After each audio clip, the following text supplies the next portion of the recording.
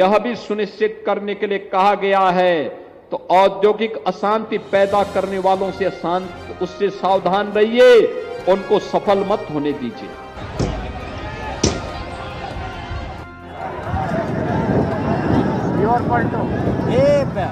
निवेश की बात कर रही है, वही मजदूरों के साथ अन्याय कर रही है। और निवेश अगर आएगा और मजदूर नहीं होंगे तो कारखाने कैसे चलेंगे? ये पूरी जिम्मेदारी सरकार की है।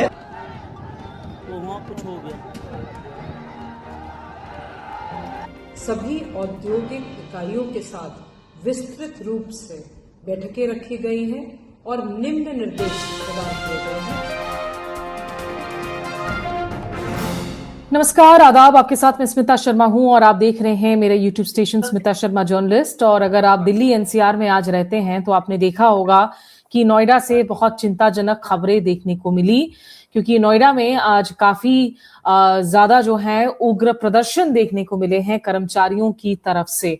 और ये नोएडा के इंडस्ट्रियल प्लांट से इसकी शुरुआत हुई, इंडस्ट्रियल एरिया से, और काफी तेजी से जो है ये फैलता गया। और उग्र प्रदर्शन की वजह से बहुत सारे गाड़ियों में आग लगाई गई, आगजनी की खबर आई, पुलिस और कर्मचारियों के बीच पत्थरबाजी की भी कुछ खबरें आ रही थी।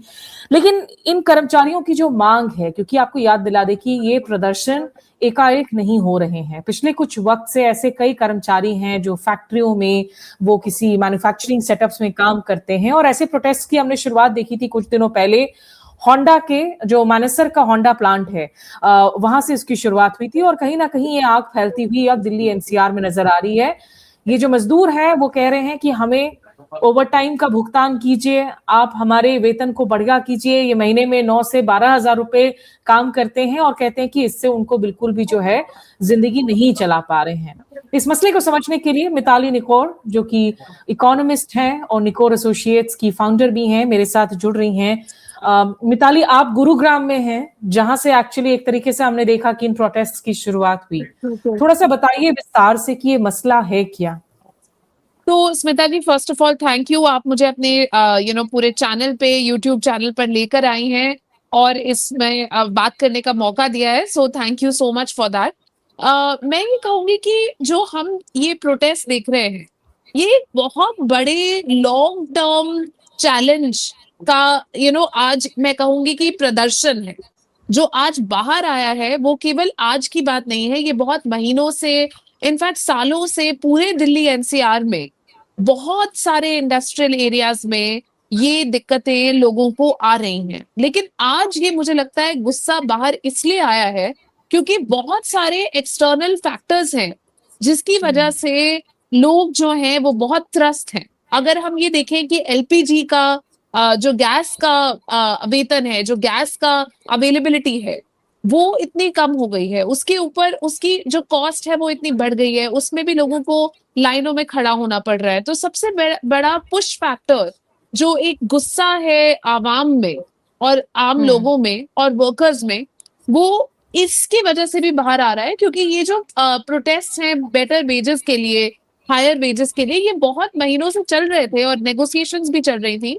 और ये केवल नोएडा की बात नहीं है, ये पूरे दिल्ली एनसीआर में कॉस्ट ऑफ लिविंग जिसे हम कहते हैं, मतलब जो हमारी रोजमर्रा की जिंदगी है, उसके बारे में ये प्रोटेस्ट और ये जो दिक्कतें हैं लोगों की, ये तो थी ही।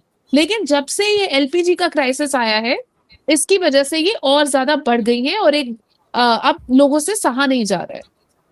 बिल्कुल। और ये ग्राउंड रिपोर्ट्स जो लोग कर रहे हैं, जिन लोगों ने बात की है, ऐसा लग रहा है कि ये एक बहुत बड़ा एक पॉपुलेशन है जो माइग्रेंट वर्कर्स का पॉपुलेशन है।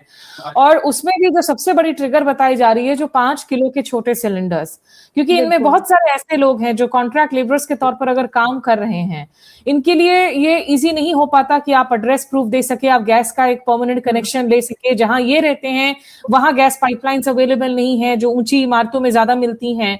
तो ऐसे में जब 5 किलो का एक सिलेंडर मार्केट से बंद हो जाता है आना, या 300 रुपए प्रति किलो के हिसाब से बिकने लगता है, तो ये एक जो ईरान वॉर चल रहा है मिताली, निश्चित रूप से उसका एक बड़ा प्रोवोकेशन, एक बड़ा ट्रिगर के तौर पर ये नजर आ रहा है, आप कह रही हैं। जी बिल्कुल। और अगर हम ये देखें कि हम बहुत सारे एमएसएमई से, इंडस्ट्रियलिस्ट से हमने बात करी है पिछले 2 महीने में, और ये जब से ईरान वॉर स्टार्ट हुई है, पहले भी उनको थोड़ा सा पता चल रहा था कि हमारी गैस बंद होने वाली है, ये शायद होने वाला है, अंदर से उनको खबरें मिल रही थी।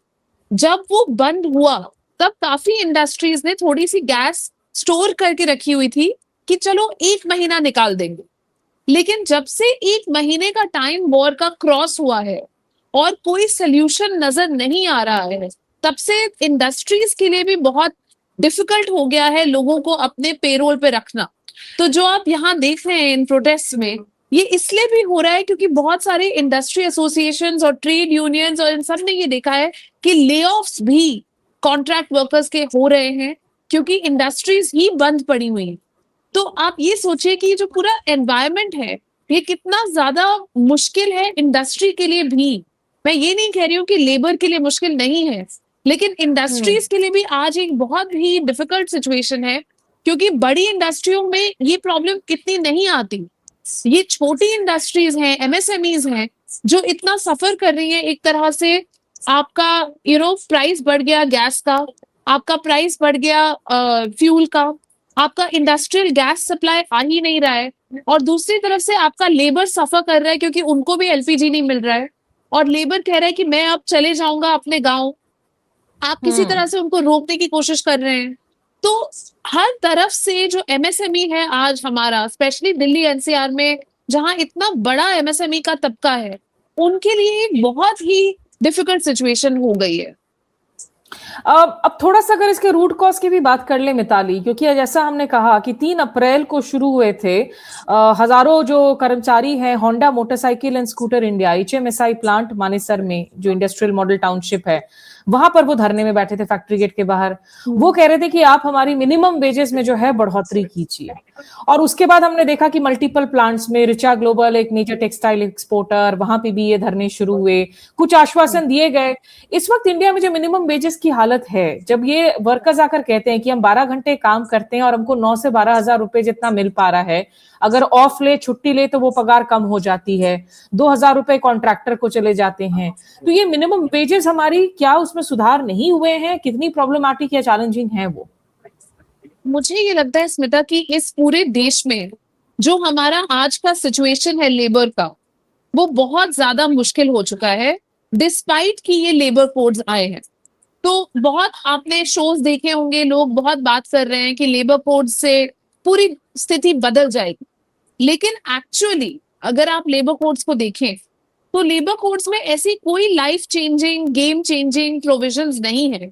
हाँ, लेबर कोड्स बहुत चीजें ईज करता है इंडस्ट्री के लिए जो कि बिल्कुल रिक्वायर्ड थी, बहुत महत्वपूर्ण थी कि हाँ आप इंस्पेक्शंस कम कर दीजिए, आप इंस्पेक्टर राज खत्म कर दीजिए, आप लाइसेंस राज खत्म कर दीजिए, और एक तरह से लेबर कोड्स ने ये किया है। तो मैं ये कहूंगी कि लेबर कोड्स एक बहुत अच्छी चीज है उस पर्सपेक्टिव से। लेकिन अगर हम मॉडर्न वर्क वेलफेयर की बात करें, मैं ये नहीं कह रही हूँ कि ट्रेडिशनल वर्कर वेलफेयर, लेकिन मॉडर्न वर्कर वेलफेयर जहां पे एक वर्कर को सिर्फ कंपनी ही नहीं लेकिन गवर्नमेंट और मार्केट्स भी सपोर्ट करें। जैसे कि हमारा जो ये आयुष्मान भारत स्कीम है, आयुष्मान भारत स्कीम के तहत जो वर्कर की इंश्योरेंस है वो गवर्नमेंट से आ सकती है, जन धन आयुष्मान भारत स्कीम से। वो एक्सपेक्टेशन अब एम्प्लॉयर से खत्म हो चुका है कि आप हेल्थ इंश्योरेंस देंगे, क्योंकि वो गवर्नमेंट आपको दे रहा है। उसी तरह से अगर गवर्नमेंट आपको सोशल सिक्योरिटी बेनिफिट्स भी देना शुरू कर दे, स्पेशली अगर आप लो पेड वर्कर हैं, तो वो एक्सपेक्टेशन भी एम्प्लॉयर से खत्म हो जाएगी और एम्प्लॉयर का कॉस्ट ऑफ हायरिंग कम हो जाएगा। वो कॉस्ट ऑफ हायरिंग जब कम होगा तो वही उसी माध्यम से आपकी वेजेस बढ़ाई जा सकती है, मिनिमम वेजेस बढ़ाई जा सकती। तो लेकिन इस मॉडर्न वर्कर वेलफेयर के फ्रेमवर्क में कोई सोचता नहीं है, और ट्रेड यूनियंस भी एक तरह से सोचने नहीं देते हैं, लेबर यूनियंस भी नहीं, क्योंकि उन्हें भी ये पूरी तरह से समझ नहीं आता। तो ये बहुत जरूरी है कि सरकार, ट्रेड यूनियंस, इंडस्ट्री एसोसिएशन और लेबर यूनियंस एक साथ एक कंस्ट्रक्टिव वे में काम करें कि हम कैसे वेजेस, वेतन को बढ़ा सकते हैं। आज की डेट में मिनिमम वेजेस जो दिल्ली एनसीआर का रीजन है वो 15,000 से 18,000 रुपए है, बट वो तभी अप्लाई करता है जब कोई इंडस्ट्री उस वर्कर को डायरेक्टली हायर करे। लेकिन कोई भी इंडस्ट्री वर्कर्स को डायरेक्टली हायर नहीं करती। वर्कर्स को आप कॉन्ट्रैक्टर के थ्रू हायर करते हैं और फिर आपको तो सिर्फ एक कॉन्ट्रैक्टर को पैसा देना है क्योंकि वो आपका कॉन्ट्रैक्टर है। फिर कॉन्ट्रैक्टर किसी भी कंडीशन में लोगों को हायर करे, फैक्ट्रीज एक्ट उसके ऊपर लागू नहीं होता है। और इसी रियलिटी पे 90% कंट्री काम कर रही है। तो लेबर कोड्स अगर आप ले भी आएंगे तो लेबर की रियलिटी तो चेंज नहीं होगी क्योंकि वो तो कॉन्ट्रैक्टर के बेसिस पे काम कर रहे हैं। और अगर आपने वो सिस्टम चेंज कर दिया तो फिर वैसे ही आपकी इंडस्ट्रीज बंद हो जाएंगी क्योंकि कॉस्ट बहुत बढ़ जाएगी। मतलब एक दर्शकों को ये भी बता दूं कि लगातार हम जो कह रहे हैं, देखिए आप इनका नजरिया, सबसे पहले मैं ये कह दूं कि जो आगजनी हुई है, गाड़ियों को जलाया गया है, तोड़फोड़ किया गया है, ये गलत है, ये नहीं होना चाहिए। हिंसा का हम समर्थन नहीं करते हैं और इसमें हो सकता है कि कुछ अराजक तत्व भी शामिल हो। इस तरह की सिचुएशन में आमतौर पर देखने को मिलता है कि कोई अलग से एक्सटर्नल फैक्टर्स भी आ जाते हैं ट्रबल क्रिएट करने के लिए, स्टरअप क्रिएट करने के लिए। लेकिन जो ओरिजिनल डिमांड्स हैं लेबरर्स की, जब हम कहते हैं कॉस्ट ऑफ लिविंग आज हाई हो गया मिताली, निश्चित रूप से इन लोगों के लिए एक कमरा रेंट पर लेना, कोई पैसे बचाकर अपने गांव में भेजना, बच्चों को पढ़ाना, ये तो बड़ा मुश्किल हो गया होगा। बिल्कुल। और मेरा पॉइंट सिर्फ ये है कि मैं बिल्कुल सपोर्ट करती हूँ कि वेजेस बढ़ने चाहिए, लेकिन दूसरा पॉइंट मेरा ये है कि एमएसएमईज के लिए भी, जो इनके एम्प्लॉयर हैं, उनके लिए भी आज की डेट में, क्योंकि वॉर की सिचुएशन है और उनके पास भी गैस प्राइसेस का प्रेशर है, उनके ऊपर भी ऑयल प्राइसेस का प्रेशर है, तो उनके लिए भी ये वेजेस आज की डेट में इंक्रीज करना बहुत मुश्किल है। तो इसीलिए वे वर्कर के लिए भी मुश्किल है और एम्प्लॉय के लिए भी मुश्किल है। तो इसलिए आपकी गवर्नमेंट को ही आगे आना पड़ेगा और यहाँ पर एक ब्रिज कैपिटल, एक वर्किंग कैपिटल, जैसे हम ब्रिज कैपिटल कहते हैं, वो ऑफर कर सकते हैं कि ठीक है 3 महीने के पीरियड के लिए हम इंडस्ट्रीज को या एम्प्लॉयज को डायरेक्टली एक डायरेक्ट बेनिफिट ट्रांसफर देंगे, जहां पर आपको एक कैश सपोर्ट मिल जाएगा जब तक ये वॉर चल रही है और आपका कॉस्ट ऑफ लिविंग इतना हाई है, तब तक आप एक ब्रिज कैपिटल लीजिए। और उस पीरियड में फिर इंडस्ट्रीज और लेबर यूनियंस और ट्रेड यूनियंस और सरकार साथ में काम करके ये भी सोच सकते हैं कि हाँ ठीक है, कैसे हम कॉस्ट ऑफ लिविंग को नीचे लाएं, क्या हम कोई अफोर्डेबल हाउसिंग इनको प्रोवाइड कर सकते हैं, क्या हम कोई खाने का प्रबंध कर सकते हैं ताकि उनका खाने की कॉस्ट कम हो जाए। मतलब हमें यही देखना होगा ना कि इसका सोल्यूशन कैसे ढूंढे, क्योंकि प्रॉब्लम है। और एम्प्लॉयर को हमेशा, हमारे देश में ना प्रॉब्लम ये है कि हम हमेशा इंडस्ट्री को एक विलन बना देते हैं कि इंडस्ट्री मतलब हमें कोई विलन चाहिए होता है पीस में, स्टोरी में। तो हमारे अगर एम्प्लॉय सफर कर रहे हैं या वर्कर सफर कर रहे हैं तो हम कहते हैं कि ये तो इंडस्ट्री की वजह से ही सफर कर रहे हैं, लेकिन ये सच्चाई नहीं है। आज के दिन सच्चाई ये है कि दोनों के पास कैपिटल नहीं है। मिताली, आपसे आखिरी कमेंट लूं उसके पहले मैं दर्शकों को बता दूं कि नोएडा की डीएम मेधा रूपम, उन्होंने कहा है कि इंडस्ट्रियल यूनिट्स के साथ पिछले 2-3 दिनों से बातचीत हो रही थी और जिसमें कुछ बातें जिस पर सरकार अथॉरिटीज ने इन इंडस्ट्रियल यूनिट्स को इंस्ट्रक्शंस दिए हैं वो हैं कि ओवरटाइम की जो वेजेस हैं, वेतन है, उसको डबल कर दिया जाए, एक वीकली ऑफ हमेशा दिया जाए एम्प्लॉइज को। वीकली ऑफ पर अगर आप काम कर रहे हैं तो फिर उसके लिए भी डबल पेमेंट हो और बोनस जो है वो 30 नवंबर के पहले दी जाए। एक सेक्सुअल हरासमेंट प्रिवेंशन कमिटी बनाई जाए और महीने की 10 तारीख के पहले जो है सैलरी पे की जाए। मेधा रूपम ने क्या कहा, आइए सुन लेते हैं। बताना चाहूंगी कि पिछले 2 से 3 दिवस में सभी औद्योगिक इकाइयों के साथ विस्तृत रूप से बैठकें रखी गई हैं और निम्न निर्देश प्रदान किए गए हैं जिनका अनुपालन सुनिश्चित किया जाएगा। पहला निर्देश, ओवरटाइम का भुगतान दुगनी दर से किया जाएगा। साथ में प्रत्येक श्रमिक को साप्ताहिक अवकाश प्रदान किया जाएगा और यदि साप्ताहिक अवकाश पर काम किया जाता है तो उसका भुगतान दुगनी दर से किया जाएगा। दूसरा निर्देश, सभी श्रमिकों को नियम अनुसार बोनस दिया जाएगा जो कि अधिकतम 30 नवंबर से पहले उनके बैंक खातों में सुनिश्चित किया जाएगा पहुंचाना। तीसरा निर्देश, यौन उत्पीड़न रोकथाम समिति समस्त कार्यस्थलों पर गठित की जाएगी और इसकी अध्यक्षता महिलाओं द्वारा की जाएगी। शिकायत पेटी की स्थापना भी करी जाएगी जिसके अंदर श्रमिक भाई बहन शिकायतें उसमें डाल सकते हैं। साथ में यह सुनिश्चित किया जाएगा कि सम्मानजनक व्यवहार सभी श्रमिकों के साथ किया जाए। चौथा निर्देश, श्रमिकों का वेतन प्रत्येक माह 10 तारीख से पहले उनको एक मुश्त उनके बैंक अकाउंट में ट्रांसफर किया जाएगा। साथ में अगला निर्देश, सभी श्रमिकों को वेतन पर्ची अनिवार्य रूप से प्रदान की जाएगी। इसके साथ साथ जिले स्तर पे एक कंट्रोल रूम भी स्थापित किया गया है और इस कंट्रोल रूम में श्रमिक भाई बहन अपनी किसी भी समस्या को बता सकते हैं, जिस पर त्वरित रूप से कार्रवाई करी जाएगी। कंट्रोल रूम के नंबर मैं आपको नोट करा रही हूं। 0120297823 दूसरा नंबर है 0120297823 तीसरा नंबर है 012029788862 और आखिरी नंबर है 012029787702। इसके साथ साथ सभी श्रमिक भाई बहनों से ये मेरी अपील है कि आप सब शांतिपूर्वक अपने अपने कार्यस्थल पर जाएं और कार्य करें। तो मिताली, मेधा रूपम ने जो बातें रखी हैं उसमें वो ये भी कह रही है कि शिकायत के लिए भी बॉक्स दर्ज की जाएगी, लेकिन ये नहीं कह रही है कि वेतन भत्ता में हम इंक्रीज करेंगे।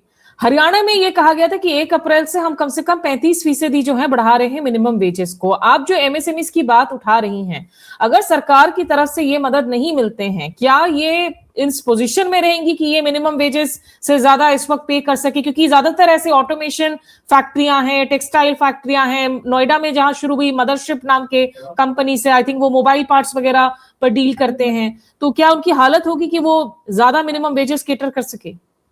बिल्कुल नहीं होगी स्मिता। एंड वेरी ऑनेस्टली, अब हम जितनी कंपनियों से बात करते हैं मैन्युफैक्चरिंग स्पेस में, वो पूरी तरह से यही सोच रही हैं कि कैसे हम और ज्यादा ऑटोमेशन लेकर आए, कैसे हम अपनी फैक्ट्रियों में जो लेबर की रिक्वायरमेंट है उसे कम करें। क्योंकि वेरी सिंपल, जैसे चाइना में डार्क फैक्ट्रीज चलती हैं, पूरी रात भर वो काम करती हैं, लाइट्स भी नहीं चाहिए होती, पावर भी नहीं चाहिए होती वहां पे। तो ये एस्पिरेशन बन गया है, एक टारगेट बन गया है पूरे मैन्युफैक्चरिंग सेक्टर का दुनिया भर में कि हम डार्क फैक्ट्रीज चलाएं। जैसे कि रोबोट्स काम कर रहे हैं, रोबोट्स को काम करने के लिए लाइट भी नहीं चाहिए। तो आप सोचिए कि कितना कॉस्ट ऑफ ऑपरेशन उनका कम हो गया है। इसलिए मुझे ये लगता है कि ये बहुत जरूरी है कि सरकार ये समझे कि सरकार का एक बहुत इंपॉर्टेंट रोल है यहाँ पर वर्कर वेलफेयर में और एम्प्लॉयर वेलफेयर में भी, स्पेशली एमएसएमईज के लिए। मैं ये नहीं कह रही हूँ कि लार्ज कंपनीज में उन्हें करने की जरूरत है। मैं हमेशा ये कहूंगी कि जो बड़ी कंपनियां हैं, जो इंटरनेशनल कंपनियां हैं, एमएनसीज हैं, उनके पास बहुत कैपिटल है और उन्हें डेफिनेटली ये वेतन बढ़ाना चाहिए।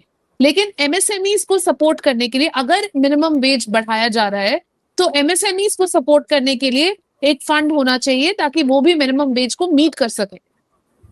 और अगर ये ना हो तो बहुत मुश्किल होगा निश्चित रूप से। और ये लगातार जो डिस्कंटेंट बढ़ता जा रहा है, पहले टैरिफ्स जो अमेरिका ने लगाया उसकी वजह से हमने देखा दुनिया भर की अर्थव्यवस्था में उथल पुथल की स्थिति बनी। अब इस युद्ध की वजह से एनर्जी क्राइसिस, सब कुछ मिलकर एक फ्रस्ट्रेशन, लोगों का एक गुस्सा सड़कों पर उबाल के तौर पर नजर आ रहा है। और एक बार फिर से मैं लोगों से अपील करूंगी कि किसी तरह से आगजनी ना करे, किसी की जान न जाए इन प्रदर्शनों में। बहुत शुक्रिया आपका मिताली, आपके काम के बीच में आपने वक्त निकाला हमारे लिए और हमारे साथ जुड़ी। Thank you.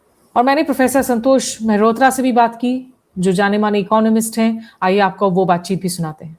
और मेरे साथ यहाँ डेवलपमेंट इकोनॉमिस्ट, जेएनयू के पूर्व प्रोफेसर संतोष मेहरोत्रा, जो कि चेयरपर्सन भी थे फॉर सेंटर फॉर लेबर, हमारे साथ जुड़े हैं इन मसलों पर बात करने के लिए। प्रोफेसर मेहरोत्रा, जो आज नोएडा में देखने को मिल रहा है और कहीं ना कहीं ऐसा लगता है कि इसकी शुरुआत 3 अप्रैल से मानेसर में होंडा प्लांट से हुई, फिर ये मजदूरों का जो आंदोलन है वो बढ़ रहा है। अब इसमें अराजक तत्व हैं नहीं है, ये पॉलिटिकल बातें हैं, लेकिन इसके इकोनॉमिकली हम उसको समझने के लिए मैं चाहूंगी कि आप अपने रिएक्शंस दें कि आप कैसे देख रहे हैं कर्मचारियों का इस तरीके से सड़क पर आना। देखिए, शुरुआत IMT मानेसर से होती है और वो एक गढ़ है, कंसंट्रेशन है, इंडस्ट्रियल इलाका है। और वहाँ जब उनको सफलता मिल जाती है तो उसकी देखा देखी जाहिर है नोएडा में भी हुआ है। मगर तो शुरुआत हम जरा सा हरियाणा से कर लेते हैं। स्थिति किस प्रकार उत्पन्न होती है उसके आर्थिक पहलू पे मैं 1 मिनट में आता हूं, मगर एक तरीके से शुरू इस तरीके से होता है कि एडमिनिस्ट्रेटिव फेलियर है। एक तरफ हरियाणा सरकार घोषणा करती है कि हमने minimum wages workers, unskilled, semi skilled, skilled, very highly skilled, चारों के लिए बढ़ाया है। मगर उसकी घोषणा तो हो गई, मगर वर्कर्स को बताया भी नहीं गया और उनको उन पर लागू भी नहीं किया गया। अब जब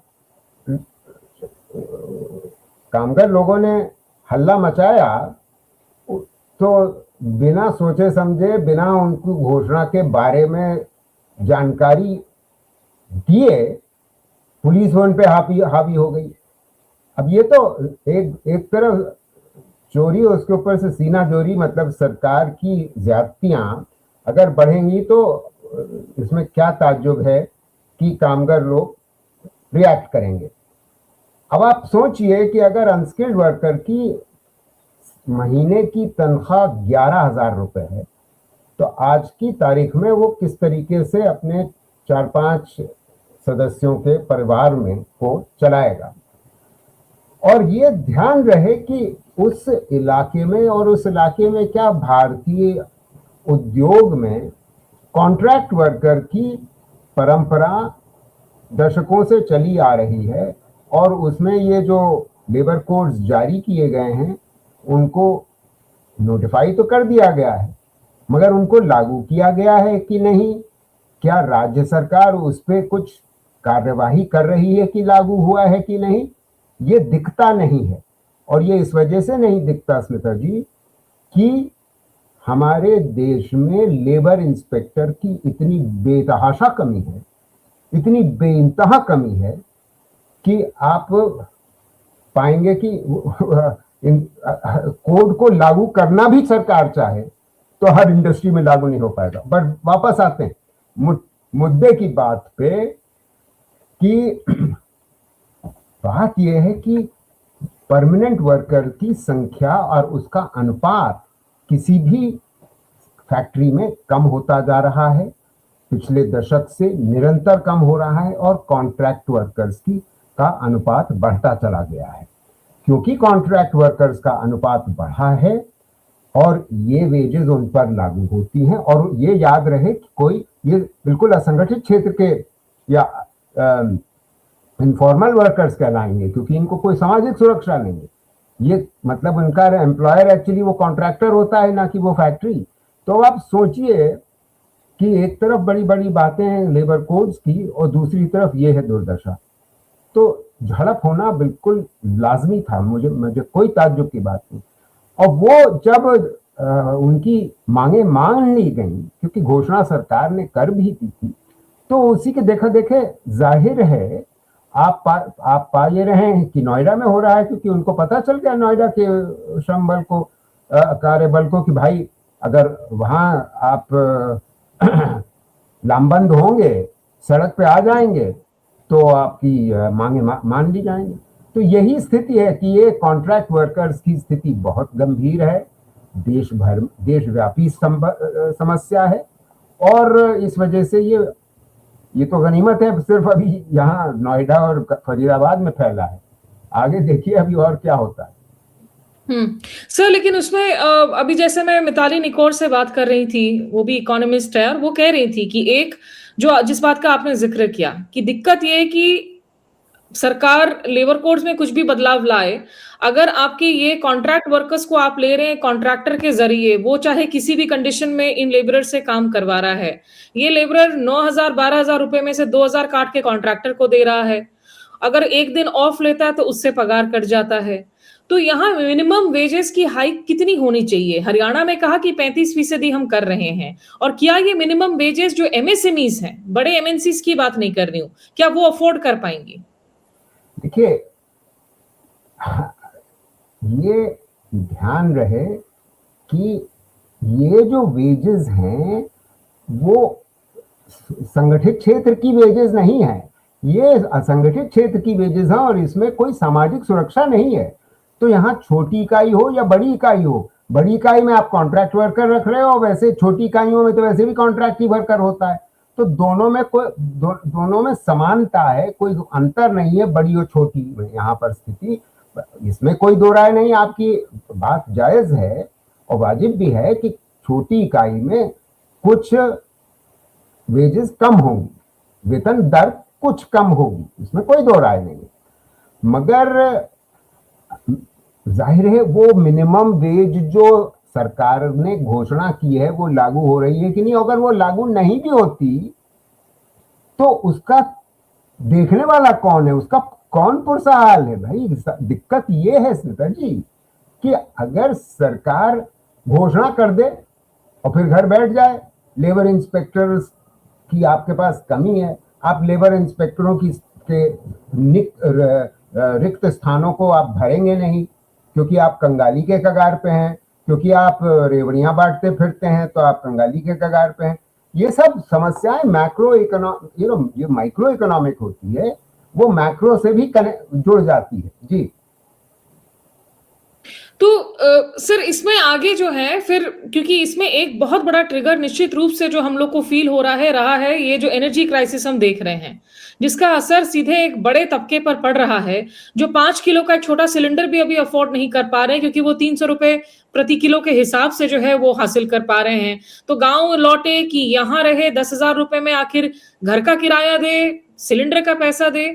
तो ये वॉर अगर खत्म नहीं होता है इंडिया के लिए, हम जो बार बार कहते आ रहे हैं हमारी इकोनॉमिस्ट कि आपके पास ग्रोथ रेट आप कुछ भी दिखा ले, आपकी ग्रोथ जॉबलेस हो रही है और अच्छी नौकरियां नहीं मिल रही हैं, तो ये तो एक बहुत दूरगामी इफेक्ट वाली प्रॉब्लम्स की बात कर रहे हैं हम। आप वजह फरमा रही हैं और ये स्थिति अभी और गंभीर होने वाली है और इसीलिए मैं ये बात की ओर इशारा कर रहा हूं कि वेजेस बढ़ाना एम्प्लॉयर्स के हित में है। क्यों हित में है वो भी समझा देता हूं। क्योंकि कल को आपने वेजेस नहीं बढ़ाई, वेतन दर नहीं बढ़ाई, तो होगा ये कि ये बेचारे जो कल तक 100 रुपए किलो की गैस भरवा रहे थे, एलपीजी का सिलेंडर जिसका दाम ब्लैक में अब 300 और 500 हो गया है, ये काम छोड़ करके घर चले जाएंगे। और अगर घर चले गए तो देखिए ये फैक्ट्रियां हैं, यहाँ पर वर्कर्स अधिकतर कौशल पूर्ण होते हैं, यानी स्किल्ड वर्कर होता है। अगर स्किल्ड वर्कर होगा वो चला जाएगा तो आप सड़क छाप के ऊपर आप थोड़ी ना उसका एवज में रख लीजिएगा। जब आप उसके एवज में वर्कर नहीं मिलेगा आपको तो आप न इधर के रहे न उधर के रहे हैं। तो होगा ये कि आपका प्रोडक्शन, आपका उत्पादन में अस्थिरता आएगी, आपके स्वयं के प्रॉफिट्स में कमी आएगी। आप थोड़े से भी अगर समझदार हैं तो इस समय अपनी ओर से आप कोशिश ये करें कि अपना मुनाफा चाहे थोड़ा कम हो रहा हो मगर वेजेस को बढ़ाएं, क्योंकि स्थिति देश की गंभीर है। वो बेचारा एलपीजी सिलेंडर दर दर भटक रहा है, घूम करके कि सस्ता मिल जाए उसको। किस तरीके से आप घर का तो इंतजाम करते नहीं, उनके रहने का। सरकार को घर का इंतजाम करना चाहिए। देखिए अगर सैमसंग चेन्नई के आसपास हमारे लिए स्मार्टफोन बना रही है और एप्पल बना रहा है, तो एक इंतजाम उन्होंने ये किया है कि वहां फैक्ट्रीज में डॉर्मेट्रीज बनाई हैं। और ये प्रक्रिया कोरिया में और जापान में बहुत दशकों से चली आ रही है। अगर हम अपने को विकसित भारत बनाना चाहते हैं तो भाई विकसित भारत में क्या होता है या विकसित देशों में क्या होता है उनसे भी थोड़ा सा सीख लीजिए जी। तो आखिरी में आपसे पूछना चाहूंगी, जैसा आपने कहा कि अभी और फैलेगा और ये क्राइसिस जो है ये लोगों की फ्रस्ट्रेशन देखने को मिल रही है, मैं एक बार फिर से कहूंगी कि जो आगजनी हो रही है, हिंसा हो रहा है, ये सही नहीं है, ऐसा नहीं होना चाहिए। गाड़ियों को जलाया जाना, तोड़फोड़ करना, और लोगों की जो भावना है, जो फ्रस्ट्रेशन है, वो समझना यहाँ पर बहुत जरूरी है। इसलिए मिताली से बात की मैंने, प्रोफेसर मेहरोत्रा से बात की। सर, यहाँ इमीडिएट टर्म्स में आपने कहा कि मतलब अब ये तो लॉन्ग टर्म बात होगी कि आप माइग्रेंट लेबरर्स के लिए आने वाले दिनों में कैसे आप हाउसिंग क्राइसिस से डील करते हैं, आप और क्या सुविधाएं देते हैं। अभी तुरंत इस वक्त आपको क्या लगता है, क्योंकि नोएडा की डीएम ने भी जो बयान दिया है, कहा है कि हम आपकी ओवर टाइम तो दोगुना कर देंगे, एक वीकली ऑफ देंगे, वीकली ऑफ पर भी आपका दोगुना मिलेगा अगर आप काम करते हैं तो, लेकिन मिनिमम वेजेस बढ़ाने की बात नहीं की है उन्होंने।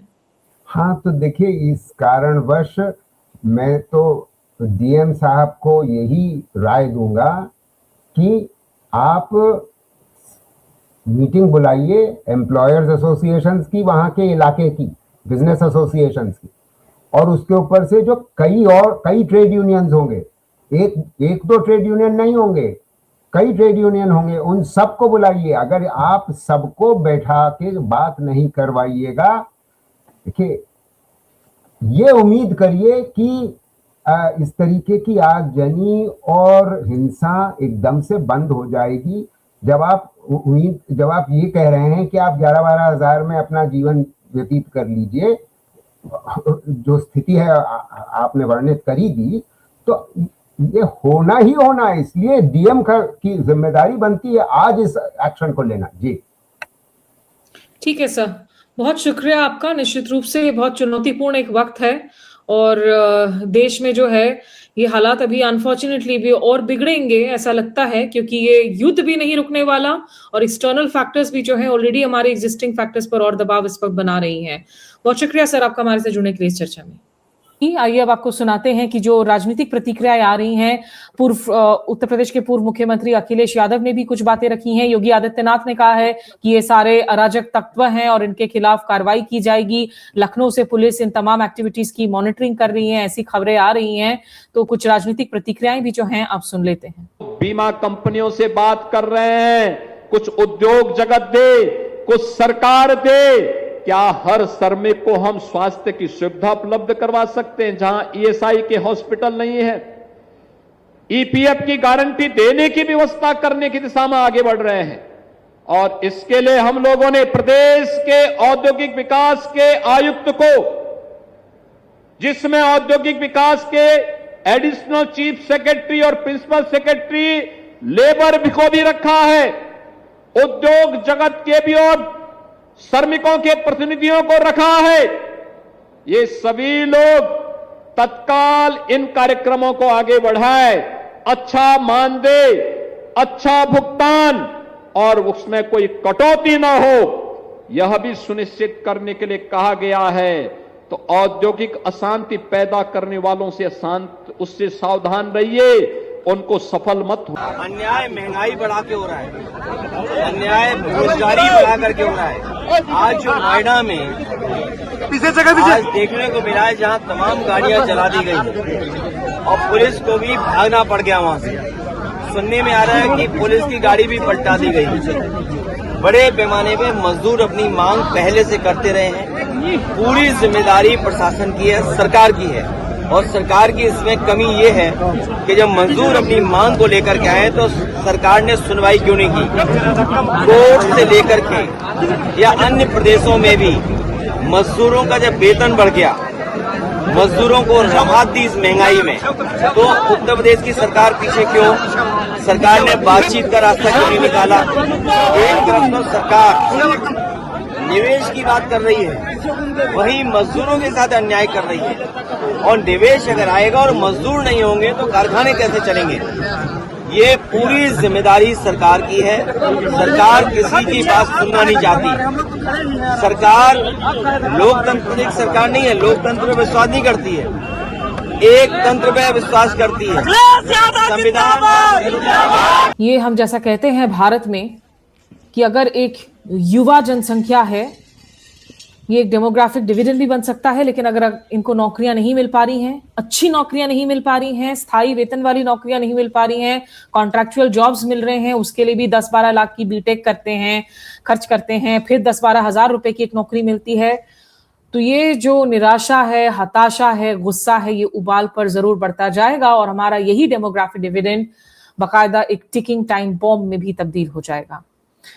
अभी के लिए मेरे साथ बस इतना ही। हमारे से जुड़ने के लिए शुक्रिया। नमस्कार, आदाब।